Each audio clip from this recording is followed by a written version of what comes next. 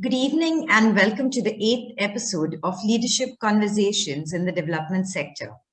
The social impact sector is full of passionate leaders with innovative outlooks on the world's greatest problems. Our leadership conversations focus on the unique insights offered by these leaders as they share their experiences and move the development sector forward. Our host, Go Barefoot, is an interactive web portal dedicated to the social sector. It brings together individuals, NGOs, NPOs, and the CSR arms of organizations with the mandate of creating a one-stop information website for both networking and knowledge sharing. We are supported by Catalyst, an NGO which has been preparing young women for leadership roles to create equality in opportunities and bridge the gender gap. Also, we are supported by Third Sector Partners, India's only executive search firm exclusively for the development sector. Our guest today is one of the leading lights in the development sector. I would like to extend a warm welcome to Neeraj Jain, Country Director, India and Director South Asia at PATH. Thank you, Anjali. Leading lights. My God, you already have me worried now. But thank you for inviting me. I'm really happy to be here. Right. So Neeraj oversees the strategic and programmatic engagement for global and in-country programs implemented across PATH's offices in India. Neeraj is a member of CII's Nutrition and Public Health Committee, where he engages with industry leaders on the need for greater investments in India's public health systems. He's also a member of the Management Committee of the Food Fortification Resource Center to promote large-scale fortification of food across India. Neeraj is on the boards of not-for-profit organizations like Water for People and Digital Green. He is in fact a member of the advisory board of CURE, a not-for-profit development organization working with urban, informal and low-income communities. Neeraj comes with over 30 years of leadership experience across business development, marketing and strategic management across Asia and Europe. Neeraj holds a graduate degree in business studies from Hong Kong Polytechnic University and completed his post-graduation in business administration with a major in finance from Faculty of Management Studies, University of Delhi. In conversation with Mr. Jain is Sheetal Kakkar Mehra, leadership expert and executive presence coach for CEOs. Sheetal has trained over 75,000 professionals across Asia and has personally coached over 1,000 CXOs in the past 2 decades. She has conducted workshops for diverse organizations across Asia and has been invited as a speaker by leading these schools and professional associations. She is a best-selling author, and her latest best-selling book, Executive Presence, The Poise Formula for Leadership, is India's first research-based formula on this leadership skill. Sheetal is an active philanthropist and a social entrepreneur. I now hand over the podium to Sheetal and Neeraj. Thank you, Anjali. Thank you. Welcome, Neeraj. We look forward to hearing your views. Hi, Sheetal. Good to see you again. And yeah, I'm looking forward to the conversation. What a lovely way to end a day. Thank you. Okay, so yes, I'm going to ask you our first question, which is that the development sector has significantly changed and evolved in the last couple of decades. So how has leadership evolved to rise up to this big challenge? Yeah, that's a tough question, Sheetal. And development sector, we generally look at it as, especially when I wasn't in development, I would say, why can't they solve this problem? But really, development is not easy. If it was easy, we would have fixed the world's problems. Everybody would have been happy, and there would be equity around. Unfortunately, there are no straight answers. The context is changing very quickly, etc. So it's a tough place to be. And I realized that when I transitioned into the sector. Having said that, I think the sector has evolved hugely in the last decade or so. I think COVID is at a point which is an inflection point, which is going to again, take us somewhere else. when I look into my crystal ball, I see a huge amount of change in the next 5 years. But what's happened actually, which is really visible, is that the sector has become very impatient. Donors have become impatient, governments are getting impatient. And I think leaders need to really rise up to that. There are no large grants for 5 years, which used to exist. I mean, there used to be 5-year, $20-30 million grants, and you would sort of develop a plan. You'd go with the plan and come back after 5 years and say, hey, we did this and this is what worked, this didn't work. So that's changed. There is a lot of impatience. There's also a huge requirement from the sector to really become a thought partner with the system, thought partner with donors, thought partner with the community, and really partner in that thinking process as they go along. So more and more, we need to start engaging and really getting communities to really tell us or listen to them. I think the past was about kind of, I know how to do it and I will show you how to do it. And, I will tell the person in the village how they should be growing crops. They know how to grow crops. They probably can teach you a few things, and me, Sheetal. So, I worked in the water sector, and we would come around and say, we'll tell you how to deal with water. But hey, that's not the way it works anymore. So that's changing. We need to become thought partners. We need to really look at people, listen to people, and solve problems based on that. The other thing that that has really significantly changed is the whole idea of partnerships. I will do everything on my own is not going to work. Understanding what your strengths are, leveraging on that, and also leveraging on other organizations and people's strengths. I think that's going to be absolutely critical.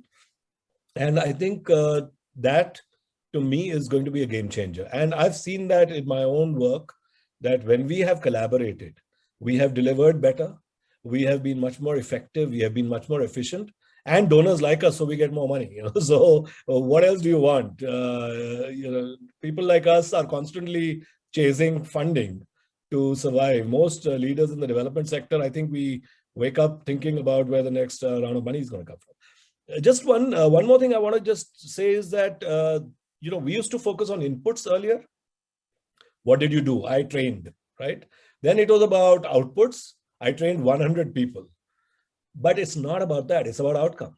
What came out of that training and how did it impact? I think that's really important. So just to, close this question of yours, I think that whole focus on impact is where the development sector has really moved. We really need to focus on that. And we also need to be very okay with failure. We need to be very okay with course correction. Course correction is absolutely critical. A lot of times we say, this is our plan. Now we'll follow through, whether it's working or not, it doesn't matter. Let's just keep going. Sorry, it's not going to work. We have to course correct. We have to accept that this is not working and what are the changes we're going to make. So lots of things I think I've learned the hard way. So I'm hoping that some people in the audience will listen to some of those things and probably get it a little bit easier. But the sector's changing. Very true. I agree with you. So now that you brought up COVID and leadership, now it's very interesting, but today corporations are talking about empathy. They are talking about collaboration. They are talking about respect for the employee, for the vendor, for the environment, things which were always existing in the development sector. Now, how will leadership change? What do you predict are some of the changes that you see in the leadership in the development sector post-COVID? So, firstly, I want to go to the cause of this change first. Okay, for the first time ever, I think the corporate or the private sector has realized that this is a very, if development is not equitable, it is going to impact everybody. Factories shut down, cities shut down. So if you really want to grow economically, development is going to be critical. And I'm quite happy that COVID came along in a way, because thanks to COVID, health as a subject, public health, is now completely political. So every election is going to be fought on health. So we're going to make a lot of advance there. So you can see me smiling all the way. We are also finding that everybody's realized that it's an economic nightmare if we are not able to solve for some of these things. So again, health will be at front and center. I think leaders will have to think from a perspective of collaboration, from a perspective of a holistic view. We used to think, okay, me, my family, okay, people who work with me. Now it's not that. My mohalla, it's not that. It's the whole population. You could get COVID from anywhere, so you've suddenly got this reality check which says it's not about just my surrounding or I can afford to go to a Medanta, but what happens to that next person who can't? And if they're not getting the right quality of services, what's going to happen? So that collaboration, partnership, coming along, looking at equity, I think that's absolutely critical. I think also some amount of reskilling will have to happen. Some amount of introspection about, what is my medium-term goal? What is my long-term goal? What is my area of influence and how am I going to actually have impact there? Is going to be important. Impact is going to be important again, outcome and impact. So there again, it's not about how many oxygen plants I set up. It's about how many lives got impacted with that. So that's going to be important. So, those are all the things that are coming together. And finally, they will have, we will all have to become much more agile, much more responsive, which is all good for us. It's all good for development. It's great for development. And it's not just health. While health is going to be front and center, and I'm very happy because I work in the health sector, but it's going to be about water sanitation. It's going to be about education. It's going to be about poverty alleviation. It's going to spread across. So leaders will have to. Yeah. I agree with you that the government and the development sector and the corporate sector will have to now work cohesively. Absolutely. Because COVID has shown how even at the grassroots level, everything was done by the development sector. So, it was big learning. I'm just going to change tracks and talk to you about leadership when it comes to helping develop talent, So how does your organization proactively help develop potential leaders? What are some of the best practices? Possibly some international and domestic programs. So, if you could shed light on that. Sure. I don't think programs help develop leaders at all. I think it's culture which develops leaders. And I think we need to understand that very quickly because we always feel, there's a program officer, junior program officer will become a senior program officer. After another 5-7 years, they'll become probably a manager and so on and so forth. That's how we've lived our lives. That's how the development sector lived. It is really not about that. It is about creativity. It is about innovation. It is about letting them fail, and really letting them think. I think a lot of time we don't even let them think. The way our programs are written, I found program officers actually don't have to think. They could just continue to follow that document and just deliver, this line item mein ye hai, just keep delivering on that line item and make sure that money is spent. We have a burn rate concept in development. And I hate the word, but it's actually burn rate. How fast are you burning the money? Are you burning the money the way you had committed or not? And I'm like, why do you need to burn the money? Use it effectively. But anyway, and I'm sure a lot of the people who are in this call who are from the sector will agree with me. But we really have to change that. We have to let, leaders come out. I've seen leaders come out in PATH and I think PATH follows that philosophy. We want every leader, every person in the first line, second line, third line, fourth line to be an entrepreneur. Go out there, try something out, fail if you will, but try something new. So I think creativity is going to be absolutely important. And unless we unleash that, we aren't going to have leaders. We'll have managers, but we're not going to have leaders. So I think that's, from my side, that's one very important thing. I think also we need to start celebrating failures. We don't talk about failures, we only talk about our successes. How do we celebrate failures? Because the failure teaches us quite a bit. And some things, they fail today and they'll be very successful in a few years. I mean, to give you an example, this new vaccine that's coming from Zydus Cadila, it's got a DNA based. Yeah, but it's got a machine which delivers the vaccine without an injection. It's called PharmaJet. And that PharmaJet was developed in our labs.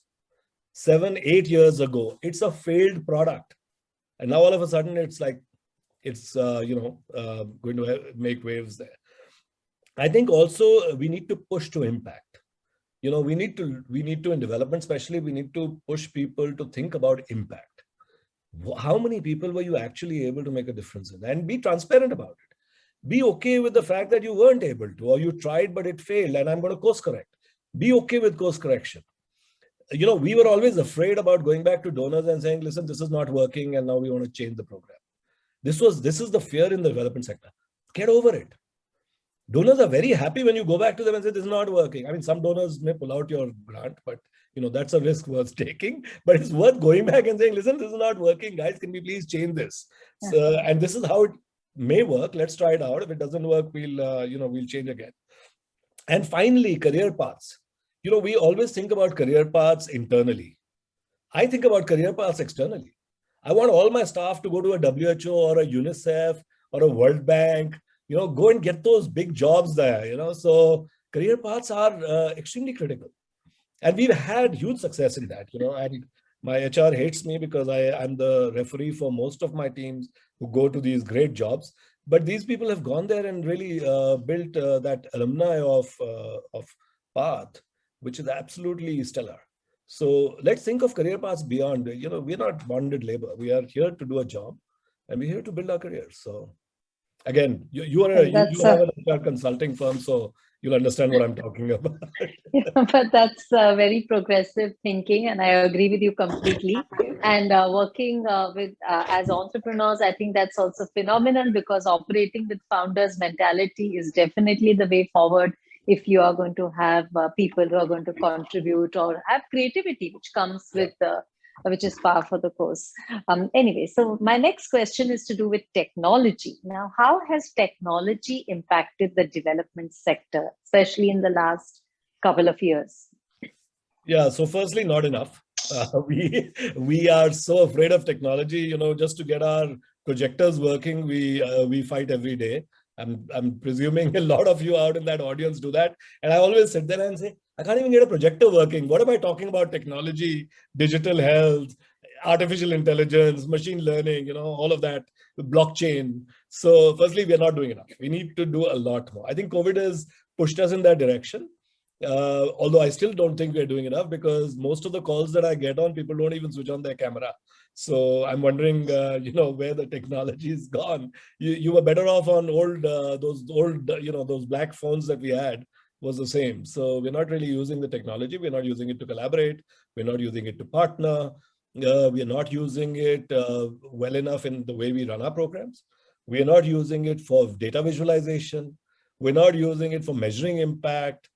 There is so much that you can do. And then if you come down to actual solutions, you can actually, sitting in, in Delhi, you can do a diagnostic for cervical cancer in Gorakhpur. There is so much you can do. And you could do that without any human intervention or without any technical intervention, because there are tools available. There are artificial intelligence-based tools which are able to actually screen for tuberculosis. And I'm sorry, I keep talking about health, because that's probably the only thing that I really know a little bit about. But, cervical cancer screening can happen. There is so much you can do. We don't use technology. And I think somewhere we feel that technology will take our jobs away. But that's not true. It will just make us more efficient. And we really need to get efficient. Our country is suffering. We've got so many people suffering because they just don't have quality. We really need to use technology, especially in far-off places. You cannot find an MBBS doctor in a small village in Manipur. You will have to use technology. So I think there's a big role to play. Yeah. Big game changer. Yeah. Okay, so now the divide between the corporate and the development sector is breaking, and there's lots more that is they are learning from each other. So what are some of the processes or systems that the development sector can take from the corporate sector? I was in the corporate sector, and unfortunately, Anjali also gave my background, so everybody knows I studied finance in my postgrad from FMS Delhi. But I think one of the most important things is that in the corporate sector, there is this one single focus of bottom line, right? We all chase the bottom line. How much money am I making for the organization every day, every week, month, etc. In the development sector, we don't have that. Our bottom line is impact. When have we woken up and said, what is going to be my bottom line today in terms of impact?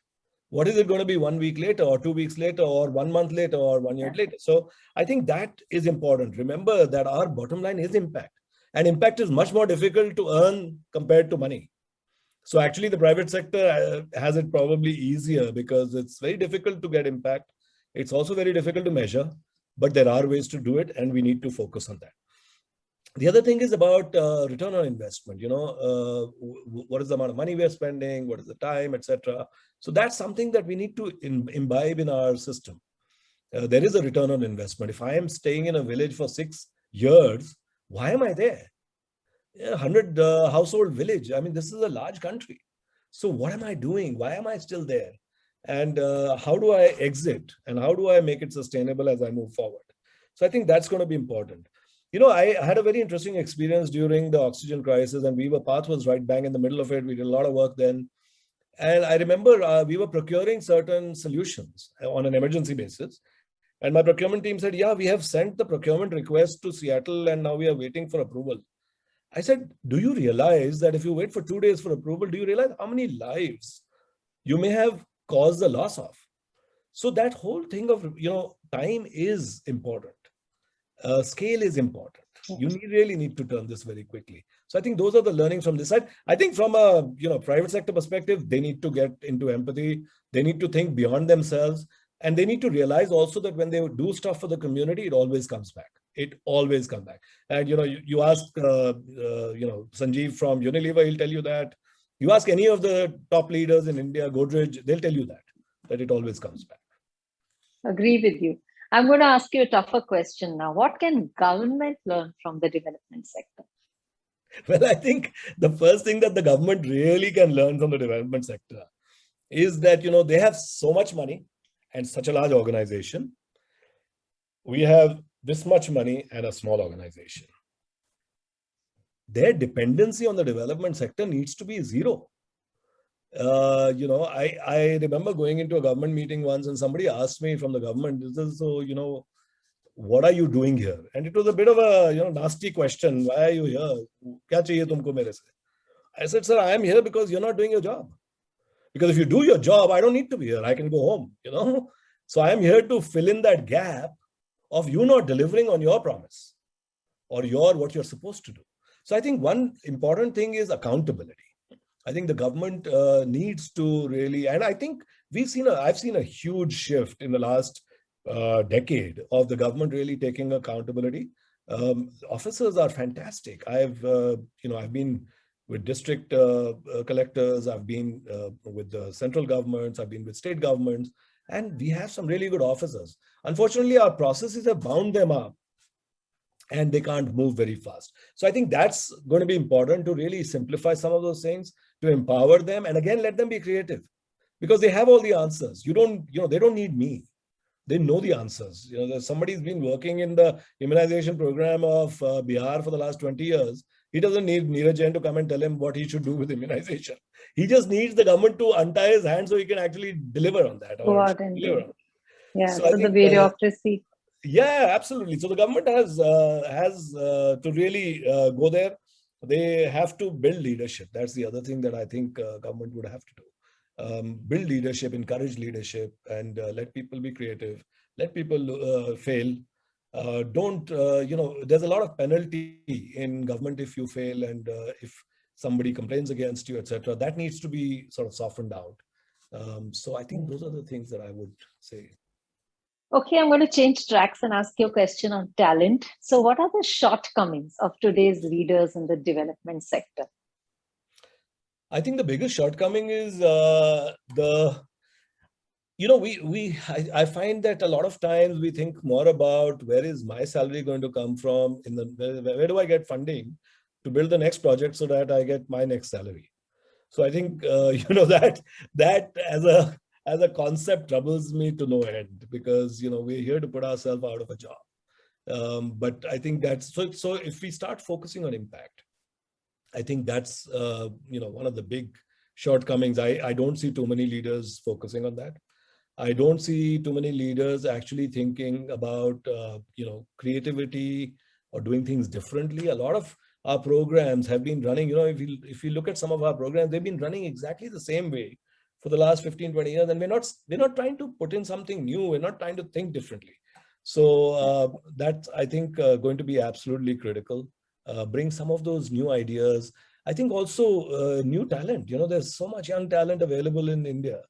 And most of these are the people who are actually hanging around our governments as consultants and advisors and all. I think they should be empowered. I think, some of them are great. They would be able to run some programs very well.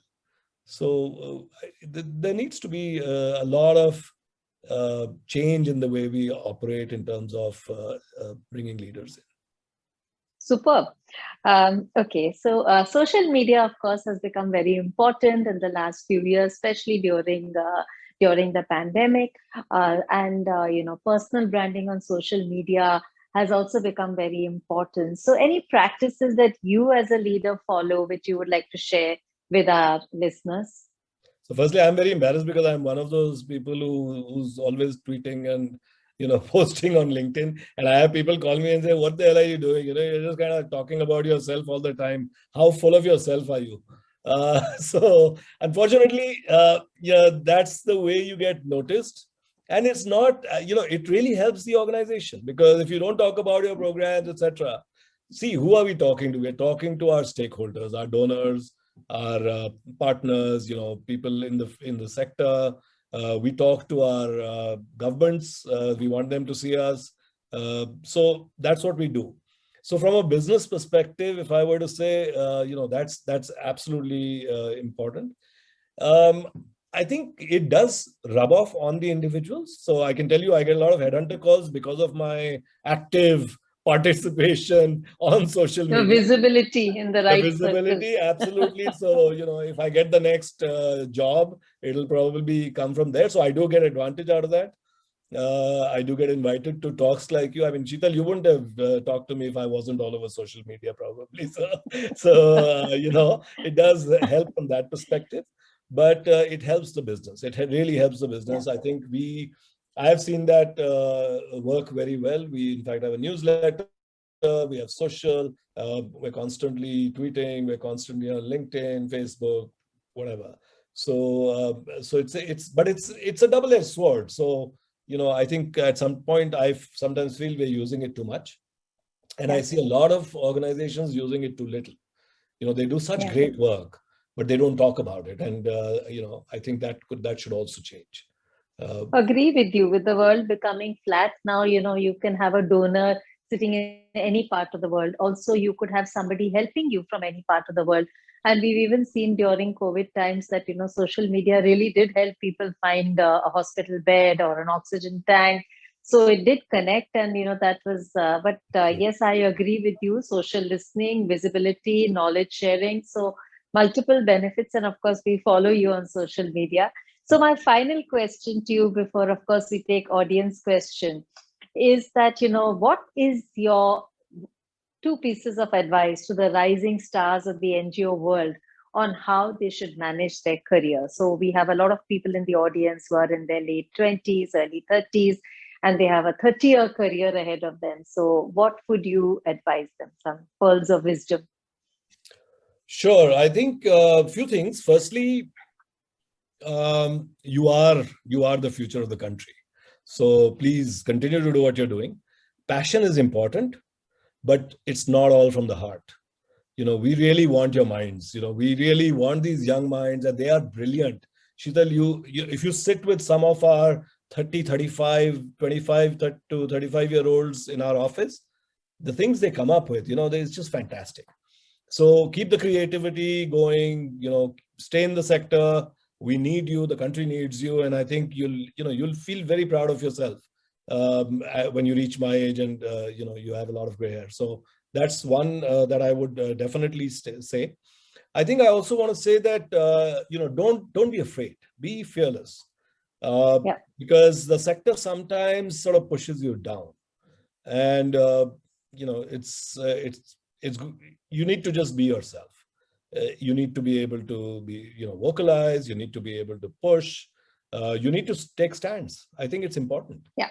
And if your individual stand doesn't work with the organization, then, so those are some of the things that I would suggest. In fact, while you were saying, somebody in the audience has typed in and said, ask him for advice for mid-career professionals as well.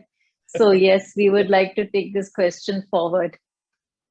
Well, I mean, for mid-career professionals, I mean, I switched to development I'm 53 now, so secret's gone. I switched to development about when I was 44. And my wife believes it was a midlife crisis. I bought a motorcycle and I came to development. So, that tells you a lot about me. I think for mid-career professionals also, it's very important. Make sure that you are ready for the long haul. It's not easy. I had a tough time getting into the sector. I was actually willing to work for free to start with because I just wanted to test it out. It's also don't think creatively, bring your insights from the rest of the, your career, bring all those insights in. Get in touch with third sector partners. They're a great placement organization. Now I've earned my evening. So, but yes, moving from the private sector to development or within development, and think a little bit creatively in terms of career path also. I think those days of staying in one organization for 10, 15 years, I don't recommend. Come in, do your bit, move to the next one or the next sector or whatever. And development is all the same. Yeah, and stay in touch with other people, networking internally, externally, building your contacts, building relationships. And I agree with you completely. So we have audience questions. We have Bhumika who's going to ask us a question. So yes, can we have the spotlight on Bhumika? Hello, hi Neeraj. Hi. So I want to ask is as we all know that not just in India, but worldwide, the social sector and the not-for-profit played an important role in handling the adverse and harsh effects of the pandemic. So I wanted to ask you that how do you think that the new social work professionals and young people like me should develop their leadership skills or skills, to be able to work alongside the government? Yeah, so firstly, I need to tell you that the government is no hawa. Okay, don't be afraid of the government. The government is just humans like us, and they are well-intended, mostly. You may find a few who are, just there because they get a salary and they are waiting for their pension. But mostly, I would say 90% of the government people that I've met are very well-intended, very intelligent, very smart. So firstly, don't worry about that. When you say that the not-for-profits during the pandemic handled most of things, sorry, I don't agree with you. It was a collective effort. The government did its bit. Good or bad, you can have a scoring sheet for that. Not-for-profits did their bit. Again, good or bad, you can have a scoring sheet. And the private sector also did its bit. Hugely. I mean, if I look at organizations that came together like ACT grants, I mean, unbelievable. And I've been talking to these people and he's talking to me about putting one PSA plant somewhere. And I'm like checking his background, and this guy runs one of the largest investment banks in India. And he's figuring out how to get oxygen to people. So it's been a collective effort. And, I would say that it's, for the first time, it's all come together. People have come together to solve for a problem. And I'm not sure if we solved it very well. My children, I must tell you, Bhumika, used to look at me and say, this is during the peak of the third wave. And when I was at home, I couldn't even run away. They would ask me, you work in public health. What the hell is going on? What are you doing? Why are you sitting at home? So it is overwhelming. Don't get overwhelmed. We do our bit and we try and make as much of a difference as we can. Thank you, Neeraj. Our second question is from Anjali Hari. So could we have the spotlight on her, Anjali? Hi. Hi, Anjali. Good evening, Neeraj. Good evening, Sheetal. So I have one question. Despite a busy schedule and transforming lifestyles, what are some ways in which the healthcare of youth in India can be increased, and how effectively this can be communicated to them to see some significant effect? This is a very important question, Anjali, and I think we need to spend a little bit more time on our youth. Right. In fact, one of the things that I've noticed, and I live in Delhi, is that my children are not allowed to go to parks and play cricket or football. Why? Because there are people walking there, old people, because the plants may get bad. So they don't have a place to play. Correct. Now, to me, that is the biggest disservice you can do to our youth. We are actually discouraging them from going out and playing in the park, right? So I think we really need to focus on their physical health. Of course, some kids in the new generation are pretty conscious, but we also have the other side of obesity. We have that huge problem to deal with. The larger problem, and we've just done a landscape of the mental health, tools in India. That's a huge challenge. We really have to get our act together. We have to, schools were not opening. I mean, schools had to open. Kids had to go out. Absolutely. We locked them up and said, sit in front of the screen. And thankfully, mine have gone to school this week. So I'm very, very happy. They were very smiley when they went. But we need to be, and they're in class 9 and 11, so they've gone. But class 5, 6, they're still not going. What are we making out of these kids? We are really causing a disservice. So mental health is going to be a big challenge, and I think we need to really focus on that. I think overall, we need to put our younger generation in front of us. We've lived our lives. I think it's time that we really focus on them. I'll tell you, I'm in Kathmandu right now, and they are starting a vaccination for their 12 to 18 with a Pfizer vaccine in the next 3 weeks. How brilliant is that? The older generation hasn't got vaccinated. They're going down to this because they want these kids out there. So it's about how you think about your children and how important they are, and especially the adolescent, the youth is going to be our demographic dividend. Absolutely. But I think we have to train it. Yeah. Thank you so much. Thank you so much. Thank you. Super. So yes, any more questions? One more question from the audience, if there is any. Sakshi. Yes, Sheetal. So yes, there is one question. So that is, what are the qualities you look for in a future employee and why? For me, the quality that is most important is being able to think outside, think crazy. I like crazy thinkers, come up and give me the craziest of ideas and I'll be listening very, very, very, very attentively. I like entrepreneurs. I like people who go out there and get things done. For me, I've never managed to recruit somebody who just gives you those standard answers and wants to run a program because they've run a program for the last 25 years. I've never managed to recruit any of those. So you really, I would want the person to be thinking out of the box, the person to be thinking creative, the person to ask me lots of questions. What I like about the youth is most of these interviews I do with the 25, 30-year-old kids, they walk in and they say, hi, Neeraj. And I'm like already blown away. I could never do that when I was that age. I think they're also not as financially wound up as I probably was in my youth. I got out of university, I needed to make money. I needed to make lots of money. These guys, they care about the environment. They care about all the good things around us. They have a stand, they will come up and tell you, I don't agree with what you're doing. And then you have to explain why you're doing what you're doing. And maybe also listen to what. So I think, those are the things that that for me are extremely critical when I look at a person. Superb.